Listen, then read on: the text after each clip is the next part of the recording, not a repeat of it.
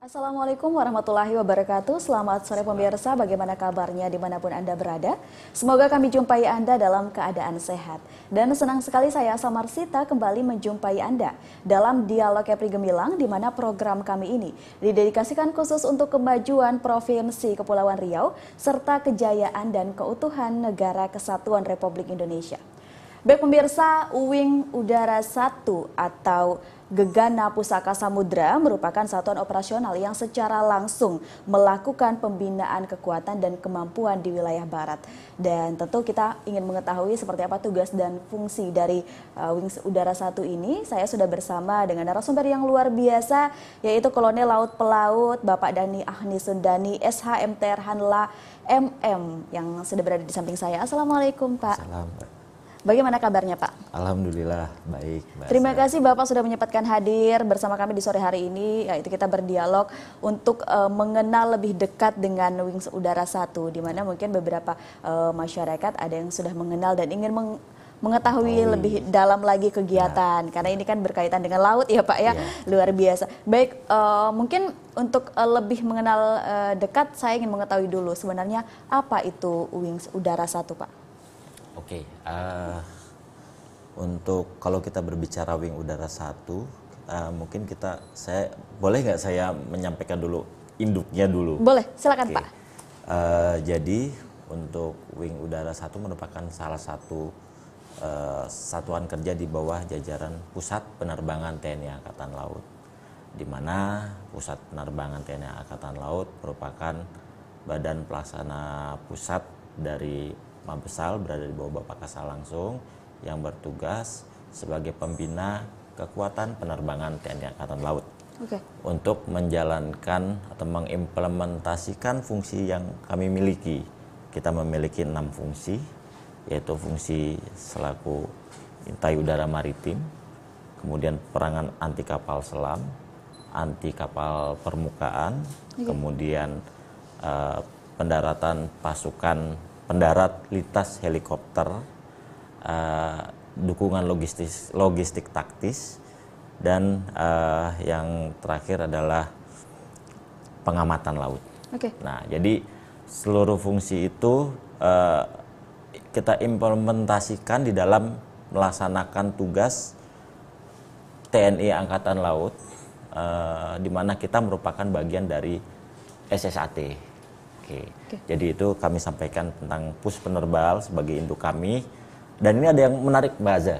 Apa itu Pak? Jadi komandan pus penerbal kami, pus penerbal ini kan berada di Surabaya pusatnya. Baik. Dia itu memiliki satuan kerja se-Indonesia. Luar Jadi biasa. bukan hanya di Tanjung Pinang saja. Jadi mulai dari Sabang sampai Biak, pus penerbal memiliki satuan. Satuan di bawah jajarannya. Kemudian yang menarik lagi, kita berada di Kepri, ternyata mantan dan pus penerbal itu mayoritas pernah berdinas di wilayah Kepri. Luar biasa. Luar biasa. Udah banyak juga mereka yang berdinas di sini ya Pak ya? Iya. Mungkin saya ambil contoh 3 danpus sebelum yang saat ini. Ada Laksamana Muda Edwin. Beliaunya itu sebelumnya pernah menjadi komandan Lanal di jajaran Lantamal Tanjung Pinang. Baik. Beliau dan Lanal Tanjung Balai Karimun. Luar biasa. Kemudian setelah Laksamana Edwin ada Laksamana Muda Dwika Cahya Setiawan. Beliaunya itu dulu pernah berdinas di sini selaku Komandan Wing Udara 1. Kemudian menjabat selaku Wadan Lantamal Tanjung Pinang dan Lantamal Tanjung Pinang. Luar biasa. Baru terakhir sebagai danpus penerbal. Kemudian yang saat ini menjabat, ternyata beliaunya pun juga track recordnya pernah berdinas di sini Mbak Aza. Rata-rata di sini ya Pak iya. ya? Jadi yang saat ini menjabat adalah Laksamana Muda Imam Musani. Beliau sebelumnya pernah menjabat di sini selaku Komandan Lanudal Tanjung Pinang. Kemudian pernah menjabat selaku Wadan Lantamal Tanjung Pinang. Ya, jadi itu untuk pejabat yang mantan dari sini, para pimpinan dan pus penerbal. Kemudian untuk kita melihat lagi, untuk pus penerbal ini memiliki berbagai satuan kerja di berbagai wilayah. Dia secara global memiliki satuan operasional seperti kami, Wing Udara. Jadi Wing Udara itu ada 3. Mulai dari Wing Udara 1 yang berada di Tanjung Pinang, kemudian Wing Udara 2 yang berada di Juanda. Oke. Dan yang terakhir adalah Wing Udara 3 yang berada di Biak. Itu masih berada di jajaran Puspenerbal. Jadi unsur pelaksana Puspenerbal.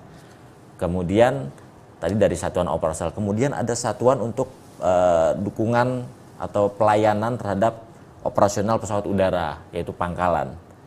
Dia ada mulai dari pangkalan udara atau yang biasa disebut Lanudal, Lanudal Sabang, kemudian Lanudal Matak, Lanudal Tanjung Pinang, Lanudal Jakarta, kemudian Lanudal Juanda Surabaya, Lanudal Kupang, Lanudal Manado, Lanudal Aru, dan terakhir Biak. Jadi ada 9 Lanudal.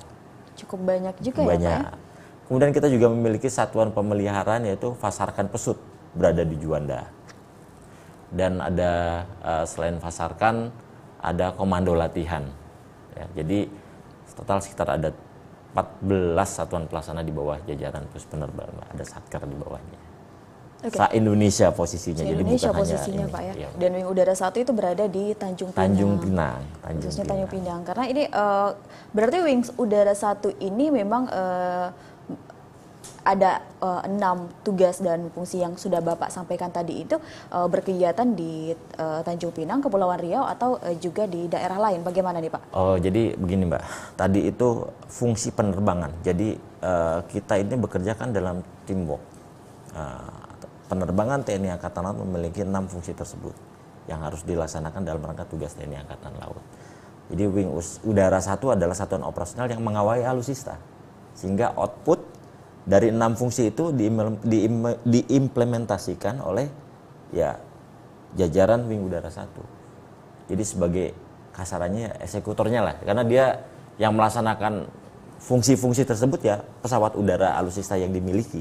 Alutsista itu berada di Wing Udara 1. Tapi semua tidak lepas dari kolaborasi dari unsur pangkalan selaku pendukung pelayanan, kemudian unsur komando latihan sebagai pelatihan, unsur pemeliharaan, satuan pemeliharaan untuk memelihara kontinuitas kesiapan readiness alutsista kita. Jadi saling berkolaborasi, tapi ujung tombaknya ya udah alutsista kita, pesawat kita menjalankan fungsi-fungsi itu untuk tetap ya untuk eksis dalam melaksanakan tugas TNI Angkatan Laut. Seperti itu. Lalu sebenarnya tugas dari Wing Udara 1 ini apa saja Pak? Mereka berkegiatan untuk apa saja tugasnya? Gitu. Jadi memang kita heavy-nya memang ke arah operasional. Jadi Wing Udara 1 itu kita melaksanakan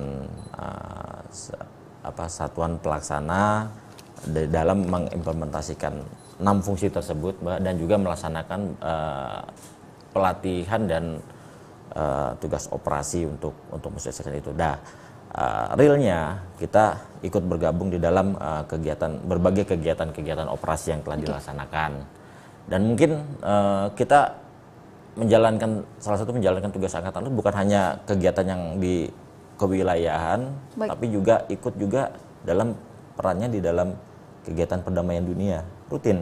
Setiap tahun penerbangan TNI Angkatan Laut mengirimkan helikopternya bergabung dalam Maritime Task Force di bawah UNIFIL. Itu kontinu tiap tahun kita eksis, dan itu salah satu peran TNI Angkatan Laut dalam rangka diplomasi. Oke, banyak juga ya Pak kegiatannya. Dan saya juga ada baca di profil bahwa di sana mereka dari Wing Udara 1 ini ada pembagian ya Pak ya. Ada kuardon 600, 400. Iya. Nah ini seperti apa ini maksud dari pembagian kuardon tersebut nih Pak? Bisa dijelaskan? Jadi gini Mbak, memang Wing Udara 1 itu kita memiliki 4 komando pelaksana. Jadi kita ada 4 skuadron. Di antaranya adalah skuadron 200, skuadron 400, 600, dan 800. Di mana peran dan fungsi masing-masing skuadron itu memang berbeda-beda, tapi tujuannya sama, yaitu di dalam hal menyiapkan kesiapan tempur jajaran di bawahnya, baik itu personil maupun material, untuk dapat mengimplementasikan 6 fungsi tersebut. 6 fungsi penerbangan TNI Angkatan Laut. Oke, jadi ada pembagian tugas masing-masing ya Pak? Ada yang nanti sebagai heavy-nya kepada duklok cepat, itu ada memang tugas, ada yang sebagai patroli maritim, ada yang sebagai pembinaan kesiapan tempur prajurit juga ada. Jadi memang ada pembagian-pembagian tugas, tapi secara goal utamanya adalah Namfus ini tetap berjalan. Betul. Heavy-nya ke arah sana. Tapi dalam pelaksanaan tugas pun kita berbagai macam jenis penugasan sih Mbak yang kita jalankan. Kalau contoh pengalaman saya yang di sini di Tanjung Pinang pun kita ada kejadian apa gitu ya, SAR dan lain sebagainya. Kita juga eksis kok Mbak untuk melaksanakan kegiatan. Dan terjun langsung juga ya Pak ya dalamnya. Oke. Baik, sebelum saya lanjut berbicara mengenai Wing Udara 1, di mana mungkin Bapak sebagai komandan dari Wing Udara 1 juga kita pengen mengenal lebih dekat kepada komandan. Oke, untuk menjadi dan mengabdi di Wing Udara 1 ini, apakah ini memang udah menjadi cita-cita Bapak sejak lama? Lalu seperti apa proses yang Bapak lalui sehingga bisa berada di titik saat sekarang ini Pak? Bisa diceritakan Pak? Oke, saya juga jujur saja tidak bermimpi bisa menjadi komandan Wing. Artinya bahwa begitu kami berdinas di penerbangan angkatan, ya kami melaksanakan tugas saja. Karena jabatan itu kan tentukan pimpinan. Jadi melihat dari kinerja sama ya kinerja aktivitas kita itu kan penilaian. Makanya jenjang kepangkatan, jenjang karir, apa kan itu hasil dari buah kinerja kita. Luar biasa. Jadi ya nggak ada berpikir ini itu. Tapi kalau kita flashback ya kalau pengalaman, kalau bicara kita masalah pengalaman, saya awal saya waktu pendidikan di Taruna, saya angkatan tahun 2000, angkatan ke-46, begitu lulus harusnya saya di KRI karena penempatan awal di KRI. Tapi mendapatkan perintah untuk melaksanakan seleksi sebagai penerbang. Akhirnya alhamdulillah lulus mengikuti rangkaian kegiatan seleksi, lulus penerbang.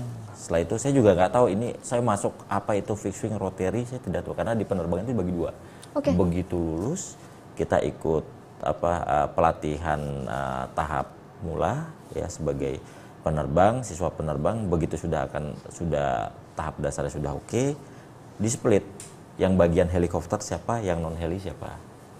Kebetulan saya mendapat ya mungkin penilaian para instruktur, para pelatih untuk saya diarahkan ke helikopter. Tapi ya itu hal yang luar biasa menurut saya. Jadi dimanapun tempat, alhamdulillah lah. Yang penting kita menjalankan gitu. Mbak. Karena memang banyak hal yang mungkin hal yang tidak saya bisa prediksi. Contoh mungkin saya bolak-balik untuk melaksanakan kegiatan operasi latihan di KRI bergabung karena mendarat di KRI kita ya berbagai tempat kodal operasi di berbagai KRI kita join onboard di sana untuk mendukung pelaksanaan di operasi di KRI. Kemudian yang berikutnya juga kan ada pergantian peremajaan alusista ya alhamdulillah juga kita ikut dalam pengambilan alusista yang baru. Jadi berbagai macam pelatihan kita kunjungan pelatihan juga dari dan kita angkatan laut kan memiliki helikopter anti kapal selam marine, kemudian kita ada peremajaan helikopter anti kapal selam, terus juga berapa personil direkrut ya alhamdulillah saya juga kepilih juga untuk melaksanakan pelatihan itu. Kemudian istilahnya hal-hal yang dulu saya tidak berpikir, saya tidak menyangka, alhamdulillah saya bisa mendapatkan pengalaman yang mungkin teman-teman saya yang lain pun nggak memiliki pengalaman yang sama gitu. Betul. Akhirnya proses tersebut yang Bapak lalui mengantarkan Bapak di posisi sekarang menjadi komandan dari Wing Udara 1 ya Pak ya. Luar biasa. Oke, ini kan kalau berbicara helikopter nih Pak, helikopter ini banyak jenisnya Pak, betul? Betul. Dan Bapak juga sudah mengendarai semua helikopter ya Pak ya? Ya, untuk pesawat helikopter yang saat ini masih siap operasional di jajaran TNI Angkatan Laut, alhamdulillah saya sudah memiliki ratingnya ya, mulai dari yang versi heli escort sampai dengan yang heli anti kapal selam, alhamdulillah sudah. Oke, dan ini juga kita bisa lihat di layar, ini beberapa kegiatan yang dilakukan oleh anggota, betul Pak? Oh ya, benar. Ini kegiatan latihan ya Pak? Baik ya, ini kegiatan latihan dengan pasukan, Mbak. Jadi mendukung kegiatan pasukan, ada kita melaksanakan penerjunan, ini juga ada tempat-tempat latihan kita, kemudian juga ada lagi untuk fast rope, rappelling, berbagai kegiatan kita laksanakan. Ini biasanya untuk melakukan kegiatan dan juga latihan ini biasanya di mana nih Pak?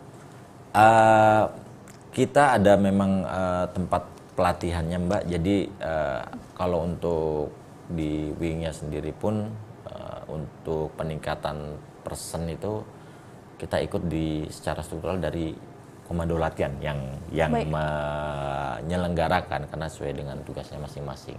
Tapi memang dari pelatihan itu yang memberikan hasil yang maksimal karena berdasarkan kebutuhan kita sampaikan. Saya butuh personil karena gini, setiap personil itu walaupun dia senior, tapi kemampuan misalnya satu letting sama-sama, tapi kemampuan dia dalam kualifikasi belum tentu sama. Betul. Karena itu tergantung dari personil yang masing-masing.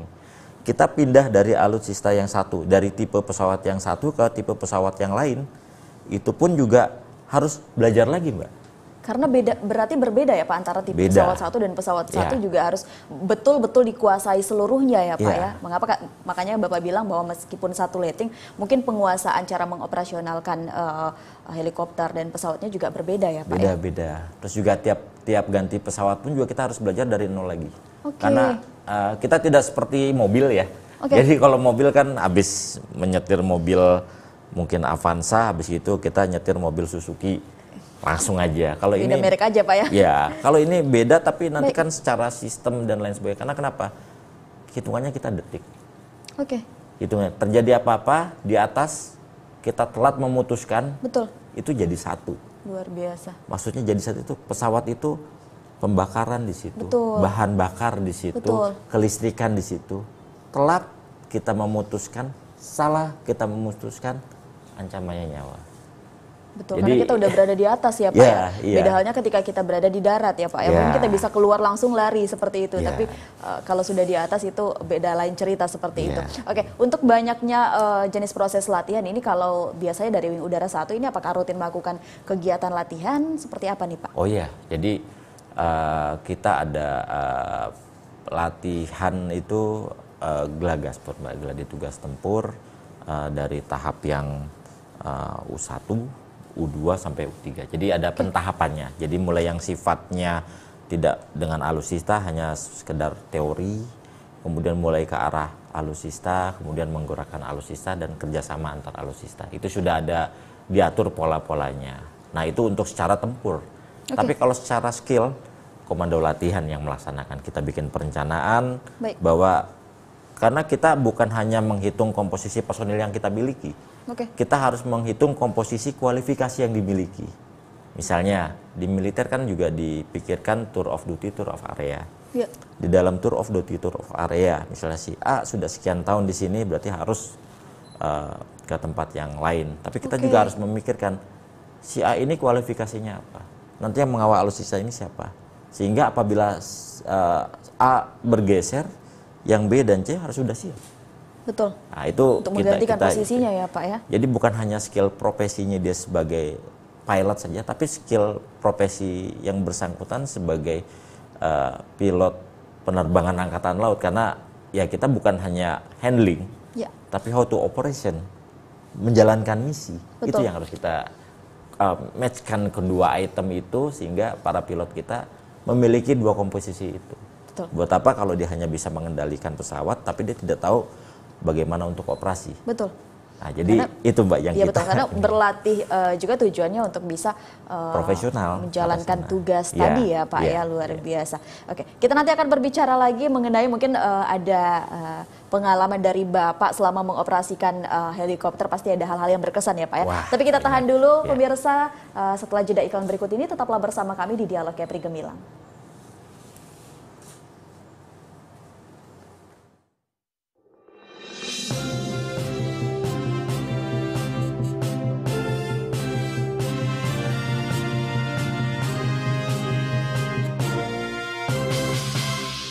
terima kasih pemirsa, Anda masih bersama kami dalam Dialog Kepri Gemilang dan tentunya saya masih bersama dengan Pak Komandan membahas dan juga mengenal lebih dekat dengan Wing Udara 1. Ini banyak sekali ya Pak, kalau mungkin dijelaskan satu persatu tidak cukup waktunya di satu dialog ya Pak ya, luar biasa. Apalagi ini jenis helikopternya banyak dan pembagian tugasnya juga banyak ya Pak. Mungkin mengangkat dari pengalaman Bapak yang sudah juga mengoperasikan berbagai macam jenis helikopter yang ada nih Pak.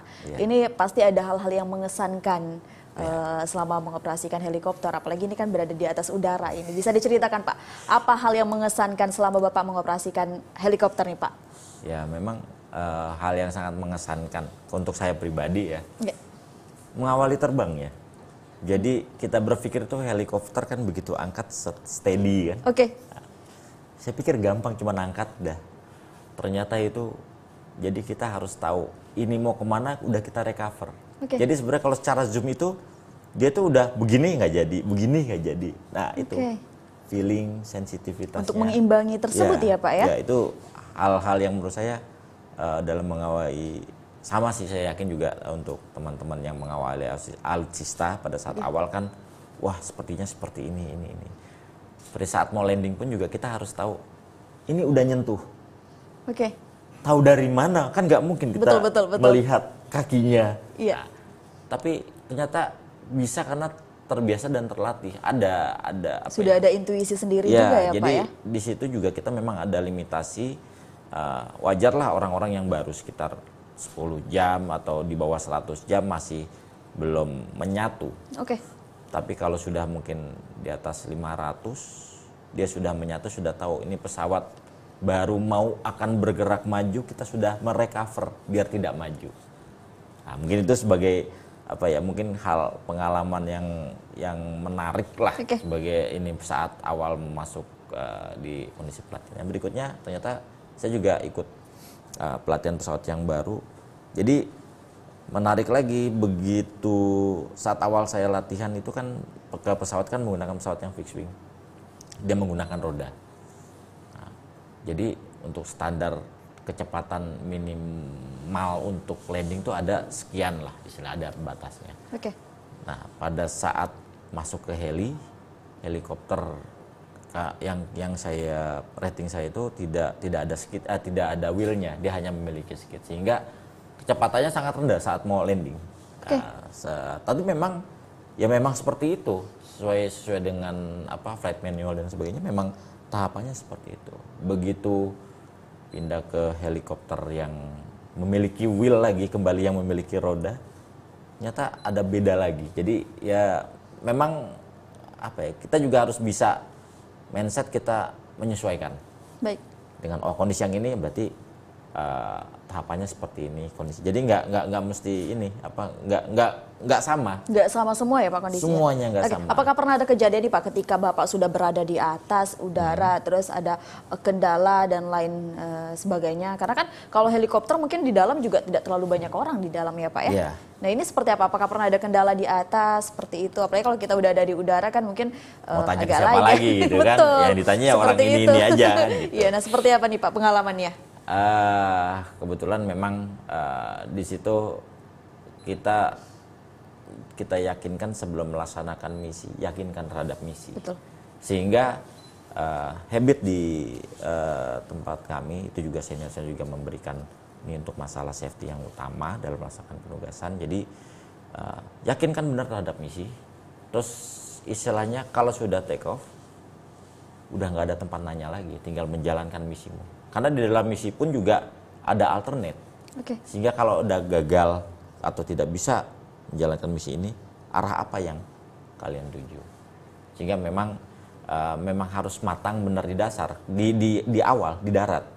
Kalau di udara kita sudah tidak istilahnya jangan sampai kita karena semuanya itu saling keterkaitan, Mbak. Contoh, misi kita apa? Kaitannya apa nanti? Bahan bakarnya berapa yang kita isi?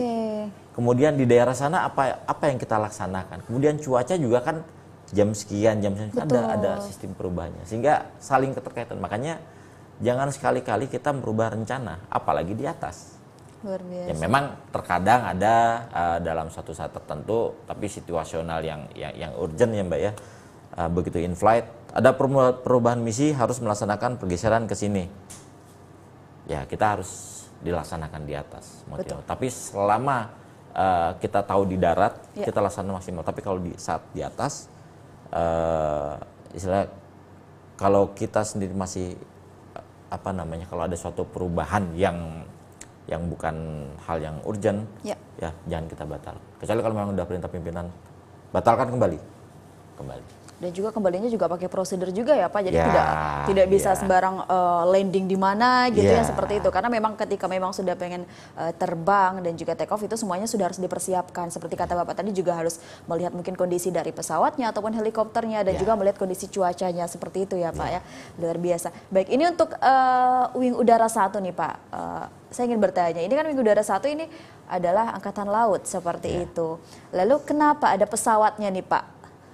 Kenapa kegiatannya juga ada di udara seperti itu? Oke, ya jadi begini Mbak, kalau sebenarnya bukan hanya Angkatan Laut saja. Jadi Angkatan Laut memiliki pusat penerbangan Angkatan Laut, Pus Penerbal berada di Juanda. Angkatan Darat juga memiliki pusat penerbangan Angkatan Darat, Pus Penerbat. Polisi juga memiliki Polairut. Betul. Nah, tapi tiap bidang udara tiap-tiap matra ini memiliki tugas yang berbeda. Kenapa? Untuk mendukung satuan-satuan di internalnya. Contoh, kami penerbangan Angkatan Laut ya, untuk mendukung tugas tiap-tiap matra kami di Angkatan Laut dalam melaksanakan tugas-tugasnya TNI Angkatan Laut, kita mendukung. Pasukan Angkatan Laut juga kan harus berlatih. Kita juga harus menyiapkan. Angkatan Darat pun juga sama. Jadi sebagai penunjangnya Pak ya, jadi juga harus berlatih bukan hanya sekedar di laut, jadi untuk mendukung hal yang di laut juga didukung sama yang di atas ya Pak ya, di udara seperti itu. Karena kita kan sistemnya SSAT Mbak, jadi penerbangan pesawat udara itu salah satu bagian dari SSAT, di mana kegiatan operasi-operasi Angkatan Laut itu terlepas dari SSAT, Sistem Senjata Armada Terpadu. Itu terdiri dari KRI, pesawat udara, pangkalan, dan marinir. Betul. Makanya kita satu kesatuan. Itu Mbak, dan saling membutuhkan juga ya Pak ya, saling bekerja sama seperti itu. Baik, ini kalau kita berbicara dengan pesawat maupun helikopter, pilot seperti itu kan biasanya yang mengendarainya nih laki-laki nih Pak. Lalu pertanyaannya, apakah di Wing Udara 1 ada pilot wanita nih Pak? Oh jelas ada. Ada Pak, luar biasa. Sebentar Mbak, saya mungkin orang pesawat sama helikopter. Jadi kita kalau di kita ini penyebutannya fixed wing sama rotary. Apa sebutannya Pak? Fixed wing dengan rotary wing. Umumnya di kita. Jadi sebenarnya itu. Jadi kan kalau di masyarakat kan tahunya pesawat atau enggak helikopter seperti itu ya Pak ya? Jadi fixed wing itu sayap tetap, fixed wing. Nah, kalau rotary sayap putar. Itulah helikopter tadi Pak ya? Helikopter itu. Jadi kebetulan saat ini tadi bicara penerbang wanita ya? Iya, betul Pak. Alhamdulillah Wing Udara 1, satuan kami, memiliki 2 orang pilot wanita Mbak. 2 orang pilot wanita, luar biasa. Jadi yang satu pilot fixed wing, yang satu pilot rotary wing. Ada semua ya Pak ya? Alhamdulillah ada. Dan dia juga aktif pilot aktif. Letnan Mia dengan Letnan Nanda. Letnan Mia ini dia pilot fixed wing, sebagai masih kopil pesawat latih, tapi kalau nggak salah dia juga punya rating pesawat latih juga, kemudian juga pesawat operasional di kegiatan untuk kegiatan patroli, kemudian kegiatan dukung logistik, dukungan logistik cepat juga dia melaksanakan kegiatan itu, fungsi asasi pesawatnya Mbak. Jadi walaupun perempuan tapi dia operasi-operasi itu sering dilaksanakan dia. Luar biasa dan menguasai juga ya Pak ya? Menguasai. Kemudian satu lagi ada Letnan Nanda, Firnanda. Dia pilot helikopter anti kapal selam. Dan masih muda-muda juga ya Pak ya? Masih muda. Luar biasa. Berarti untuk para generasi muda khususnya Tanjung Pinang dan juga Kepulauan Riau juga berkesempatan untuk bisa bergabung bersama Wing Udara 1 ya Pak ya? Mungkin terus juga saya ingat ini ada pilot wanita. Pilot wanita kita ini sampai ada yang udah bintang 1 loh Mbak. Udah ada yang bintang 1? Iya. Wanita Laksma luar biasa. Ketut. Jadi dia penerbang Angkatan Laut. Dia bintang 1 di Surabaya. Jabat di Surabaya. Ini dia fotonya Pak ya? Nah ini, Wah, jadi luar yang biasa. sebelah kiri Letnan Mia ya, Oke. yang fixed wing, yang bajunya hijau, Ya. yaitu pilot Maritime Patrol, kemudian juga kualifikasi kemampuannya juga untuk dukungan logistik cepat juga sesuai dengan pesawat yang dimiliki, rating pesawat yang dimilikinya. Oke. Kemudian yang sebelah kanan yang orange itu Letnan Fernanda ya, pilot Luar biasa. helikopter anti kapal selam.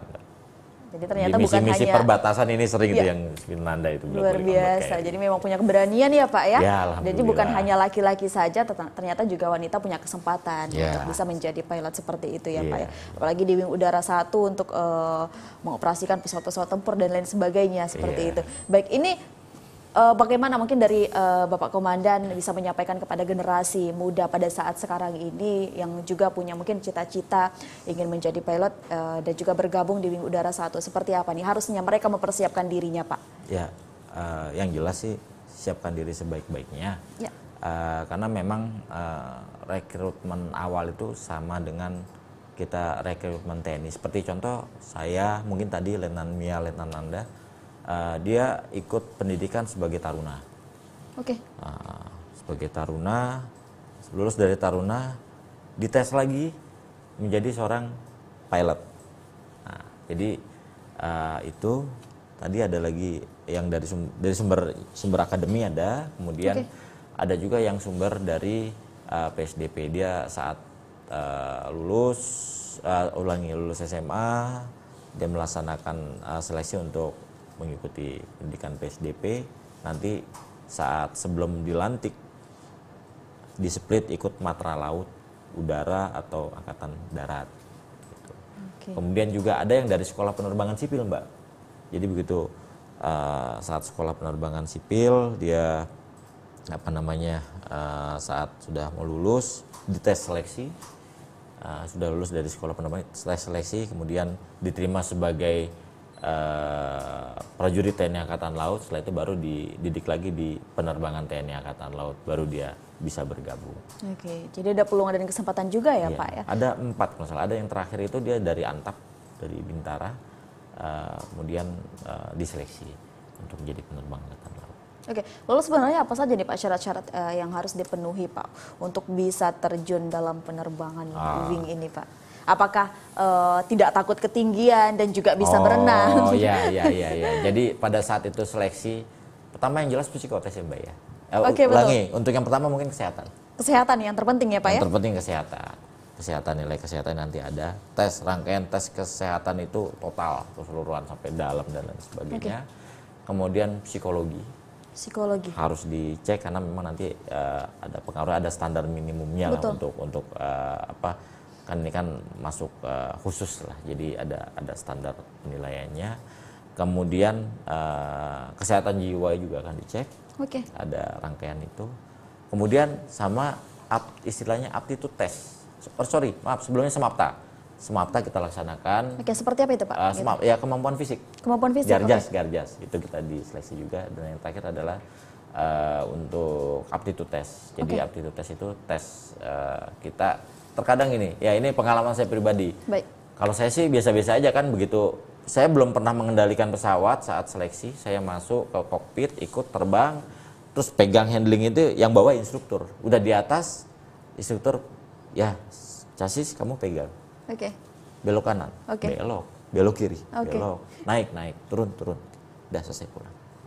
Kayaknya biasanya ternyata teman itu ada yang suruhnya belok ke kiri, kayak stres dia beloknya ke kanan. Betul. Jadi harus konsentrasi ya Pak ya? Konsentrasi, sama juga mungkin ada juga yang takut ketinggian. Tapi ini nyata ternyata ada yang yang karena mungkin takut dan lain sebagainya, perintahnya apa, laksanakannya apa. Nah, bisa fatal juga langsung, akibatnya ya Pak? Iya, itu yang agak yang langsung ditandain ya, ini tidak ada potensi. Jadi ya seperti itu Mbak. Jadi nanti rangkaian kegiatan seleksinya seperti itu. Nanti begitu sudah lulus, gabung di sekolah penerbangan. Banyak sih, ada yang ikut di sekolah penerbangan yang PSDP, kemudian juga ada ikut juga Sekbang TNI, ada juga yang di penerbangan TNI Angkatan Laut. Setelah dilatih, lulus dari sekolah penerbang, masuk pembinaan di skuadron, nanti kita melaksanakan pelatihan lagi untuk tiap-tiap pesawat. Jadi beda. Makanya yang tadi saya sampaikan, tiap jenis pesawat kita belajar. Jadi tugasnya belajar aja. Betul, karena Bapak juga sudah menyebutkan bahwa memang tiap tipe-tipe pesawat juga berbeda cara mengoperasikannya ya Pak ya. Oke, apakah ini sama dengan pembagian dari skuadron tadi Pak? Ya, Karena kan tugas dan fungsinya juga berbeda di setiap skuadron ya Pak ya? ya memang. Tapi kalau pembagian tugas itu karena gini Mbak, kita harus 6 fungsi ini kita harus paham. Oke. Harus paham. Harus memahami seluruh. Harus memahami semuanya. Jadi jangan saya bukan orang skuadron Patmar, jadi saya nggak harus tahu tentang itu. Salah. Kamu penerbangan angkatan laut, kamu harus paham seluruh fungsi. Jadi istilahnya pembagian itu bukan hanya berdasarkan jenis pesawat, istilahnya fungsi ini, oh ya dia cenderung ke fungsi bukan, tapi dia pembagiannya itu ya mungkin karena kecakapan pesawatnya dia mampu di pesawat apa. Karena juga ada orang yang dikasih satu rating pesawat ini, kemudian dicoba rating yang lain ternyata ini agak susah ya sudah. Tapi ada ya ini cepat bisa. Ya itu memang tiap-tiap orang beda sih Mbak, tiap-tiap orang beda. Tapi selalu kita sistem di kita itu kita yakinkan bahwa regenerasi harus berjalan. Betul. Mau tidak mau harus berjalan. Jadi para pilot-pilot muda itu selalu kita pacu untuk tingkatkan profesionalismemu, tingkatkan kemampuanmu, baik itu di pengawaan alutsista terhadap pesawatnya maupun secara operasi. Karena semuanya selalu ada berkembang. Kayak alutsista pun selalu laksanakan peremajaan. Oke. Yang udah tahun-tahun sekian bikin apa yang baru lagi karena kan ada lifetime kan dan lain sebagainya. Sehingga kita pun yang dari istilahnya sistemnya yang analog udah ke arah digital ya kita juga harus siap. Betul. Sehingga juga ada perubahan modernisasi alutsista dan lain sebagainya. Para pilot juga harus mampu. Jadi jangan kamu terlena saya sudah bisa jenis pesawat ini sudah menguasai, gitu, nggak usah belajar cuman gini-gini aja. Enggak, karena ternyata sistemnya beda loh. Karena ada kemajuan teknologi sehingga berubah mungkin yang tadinya manual udah ke arah digital, kemudian mungkin ada fly by wire dan lain sebagainya.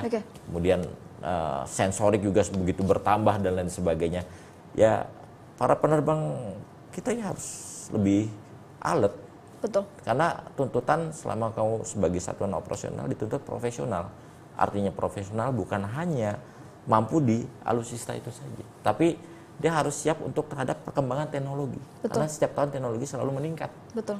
Gitu Mbak. Ceritanya. Juga harus mengikuti juga ya Pak ya, luar biasa. Baik, ini kan tugas Wing Udara saat ini bagaimana untuk mempersiapkan diri dalam kesiapan tempur seperti itu Pak. Kalau berbicara tempur kan di dalam pandangan masyarakat itu biasanya berlawan seperti itu, mungkin ada lawan yang dihadapi seperti itu.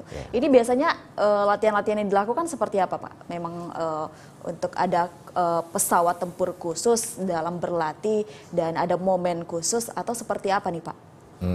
Gitu. Ya memang kita siapkan. Jadi kan semuanya berdasarkan perencanaan Mbak. Ya seperti saya sampaikan tadi. Jadi di saat perencanaan kita sampaikan ke unsur pimpinan, istilahnya kita komposisi penerbang kita sekian, kemudian ini yang sudah masuk sudah dinilai kelayakan dalam arti dari berdasarkan persyaratan minimum jam terbang, kemudian kecakapan dia dalam melaksanakan kegiatan operasi, penilaian dari para dewan instruktur dan lain sebagainya kita usulkan. Setelah itu kita juga bukan hanya kita sendiri, kita sampaikan ke unsur pusat, ke Puspenerbal, dan di sana juga lebih diyakinkan. Karena kenapa? Semua harus ada pertanggungjawabannya. Betul. Sehingga kalau kita mengirimkan misalnya 10 personil untuk tahun ini untuk melaksanakan peningkatan kualifikasi, ternyata yang berhasil hanya 5, itu kan harus ada pertanggungjawaban. Kamu gimana kamu menentukan personil dengan jumlah sekian, kok yang berhasil sekian? Nah itu makanya kita matangkan di perencanaan. Betul. Ya kita yakinkan benar bahwa personilnya akan kita tingkatkan ini benar-benar memiliki kemampuan, benar-benar memiliki istilahnya kualitas yang kita yakin dia dapat mencapai target. Betul, sesuai dengan visi dan misi juga ya Pak ya. Dan kalau bisa memang banyak personil yang udah siap tempur, Ya. yang memang harus dilatih sejak dini ya Pak ya, Ya. seperti itu. Oke, ini dari pengalaman banyak yang Bapak lalui, prosesnya juga cukup panjang seperti itu. Tentu pasti ada suka dukanya di dalam kegiatan Bapak juga Ya. seperti itu. Ini bisa diceritakan nih Pak, apa saja suka duka yang sudah Bapak lalui ini ketika menjalankan tugas di Wing Udara 1 ini Pak? Banyakan sukanya sih Mbak. Kebanyakan sukanya ya Pak ya? Karena Luar biasa. gini, kita kalau dapatkan tugas, yang penting kita jalan aja. Dan kita kan, misalnya saya sudah berkeluarga, Oke. saya punya istri, punya anak. Istri pun juga tahu nikah dengan TNI. Jadi Betul. kalau mau berangkat tugas, yang ada dia bukan komplain apa, dia doain saja, ya sudah, Oke. ya mudah-mudahan lancar, sukses apa. Tapi ya tetap komunikasi terjalin. Jadi artinya kalau kita bilang duka, ya mungkin tidak, ya cuman itu inilah maksud saya, normal saja karena memang kita dapat perintah, kita juga harus paham dong, jangan kita pikir ini kan waktunya mau lebaran, ini kan waktunya Oke, mau apa betul. mau apa. Enggak, kita juga harus paham karena apa namanya, saling memahami. Kita juga paham, kayak contoh saat ya kita masuk tentara kan waktu 24 jam. Ya. Loh, itu sering loh ada kejadian misalnya jam sekian dihubungi, besok pagi kau berangkat. Oke. Padahal nggak ada perintah sama sekali, siang, sore, malam ada order berangkat. Oke, jadi memang harus siap ya Pak ya, Memang harus 24 siap. jam ketika dihubungi, Iya. kemanapun berangkat, jadi harus siap ya Pak ya. Jadi menurut saya kalau dukanya enggak, kebanyakan mungkin senangnya malah ya Waduh, maaf luar saja biasa. kayak keluar negeri bolak-balik loh. Waduh. Istilahnya mungkin kalau secara Dan keluarga. bisa keliling dunia juga mungkin, Pak ya? Loh, kan statement join to the Navy to see the world. Luar biasa. Memang nyata. Betul. Memang nyata, saya belum pernah istilahnya di keluarga saya pun, Oke. internal keluarga saya yang sering bolak-balik untuk melaksanakan kegiatan keluar itu. Ya, Bapak Malah iya, keliling Indonesia Keliling saya Indonesia. sudah, saudara-saudara saya belum pernah. Walaupun ya karena memang tugas, tapi tugas saya memang jaga perbatasan dan lain sebagainya, kan standar di mana. Jadi ya malah menurut saya kalau kita nikmati ya alhamdulillah. Wah, bisa luar bisa biasa. mengetahui tempat begitu banyak, terus juga malah dapat kesempatan ke luar negeri untuk patroli perbatasan bersama dan lain sebagainya. Luar Jadi biasa. ya Kebanyakan sukanya Pak ya? sukanya kalau menurut saya sih Mbak. Jadi dari pertanyaan saya bertanya suka dukanya apa, jadi karena banyak sukanya sehingga dukanya tidak ada dan tidak bisa mungkin Kalau bisa bilang dikatakan- duka, kita harus komitmen dong. betul. Jadi apa ya, itu mungkin resiko yang kita harus hadapi ya seperti itu. Ya. Janganlah begitu itu resiko kamu hadapi, kamu ketemu dengan resiko itu kalau statement kan itu adalah dukamu. Betul. Bukan, ya nikmati. Betul. Karena kenapa? Bukan kita aja, orang lain juga pasti pernah mengalami hal-hal yang seperti itu gitu. Mungkin dari kejadian tersebut juga banyak pengalaman juga ya Banyak didapatkan pengalaman. ya Pak. Karena kalau kita sudah langsung, aduh, apa ya, langsung Udah ngeluh ngedrop duluan ya Pak ya, belum menjalankan itu tugas udah ngeluh pasti duluan. menurunkan kinerja kita, Mbak. Betul. Dan ini yang selalu saya tanamkan ke anak buah. Kamu tugas kemanapun, perintah apapun, ya laksanakan. Udah, resiko nikmati.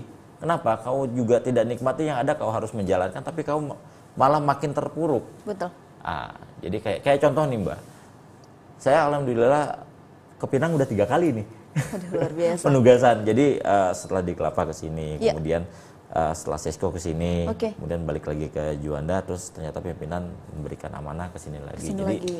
maksud saya ya nikmati alhamdulillah. Tapi memang ada resiko dihadapi, tapi ya nggak apa-apa. Sisi lain lagi kayak anak, saya kan selalu bawa keluarga.